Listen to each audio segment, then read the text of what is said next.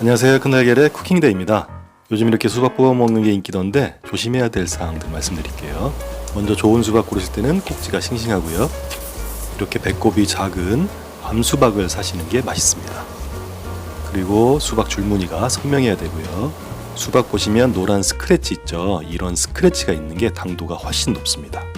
칼로 자르기 때문에 수박 겉면을 깨끗이 씻어줘야 세균이 들어가지 않거든요. 깨끗이 씻은 다음에 수박 겉면을 닦아주고요. 이제 수박을 잘라볼 건데요. 수박은 세로로 먼저 잘라주겠습니다.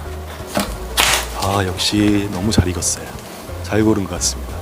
반통을 이렇게 엎어주시고 수박 끝부분부터 2.5에서 3cm 정도 간격을 두고 잘라주겠습니다. 수박 가운데 부분으로 들어갈수록 칼질하는데 칼이 깊게 들어가서 어렵습니다. 조심하셔서 칼질하셔야 되겠습니다. 수박은 일정한 길이로 잘라주시고요. 이 수박 끝부분을 갈수록 손을 조심하셔야 됩니다. 이게 흔들리거든요. 자, 이제 교차해서 반대편도 썰어줄 건데요. 이미 가로 부분을 잘랐기 때문에 수박이 심하게 흔들리거든요. 수박 가로 부분을 잘라놔서 수박을 자를 때마다 계속 흔들리고 있습니다. 그리고 수박 껍질면부터 칼질을 하기 때문에 힘이 들어가거든요.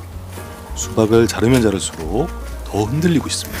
저도 칼질을 못하는 건 아닌데 좀 두렵더라고요. 수박 끝면으로 자를수록 더 흔들리니까요.